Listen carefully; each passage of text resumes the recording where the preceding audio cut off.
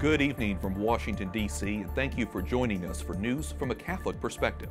I'm Wyatt Goolsby, in for Lauren Ashburn. The argument over immigration amps up just days before the midterm elections. President Trump is focused on blocking a caravan of migrants from crossing the U.S. border. Tonight, he's also supporting Republican candidates with back-to-back rallies in West Virginia and Indiana. White House correspondent Mark Irons reports. Good evening, Mark.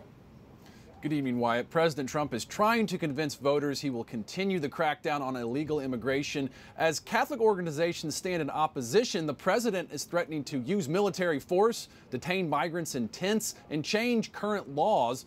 All this in the final days before the polls open. It will be a very exciting 5 days. We're doing numerous trips to numerous great places, great states. President Trump leaves the White House for a weekend of rallies.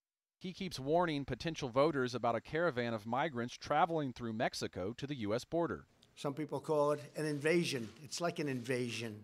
Promising military retaliation if the migrants throw rocks at U.S. troops sent to help secure the border. We're not going to put up with that. They want to throw rocks at our military fights back. We're going to consider it. And I told them, consider it a rifle. Meanwhile, Ohio Governor John Kasich, a fellow Republican, is trying to calm any fears. No, there's no imminent invasion. Kasich says the U.S. won't allow migrants to openly cross the border, but he acknowledges people fleeing extreme violence have a legal right to apply for asylum in the U.S. The fact is, when somebody gets to the border, and if their families were at risk of being, violence, raped or murdered or whatever, they have a right to apply. President Trump says undocumented migrants seeking asylum will no longer be released into the U.S. as they await a court date. We have thousands of tents. We have a lot of tents. We have a lot of everything. We're going to hold them right there. We're not letting them into our country. He plans to sign an order next week that could lead to the large-scale detention of migrants. And with Tuesday's midterm elections looming, the president points the blame at Democrats. He also lashes out at constitutional law, saying undocumented migrants born in the U.S. don't deserve citizenship.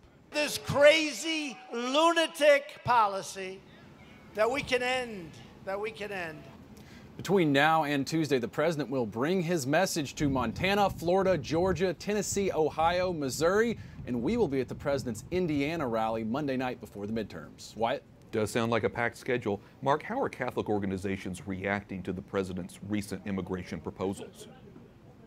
Well, the U.S. Conference of Catholic Bishops says migrants seeking asylum are not committing a crime, and a scathing response from one national group advocating for migrants.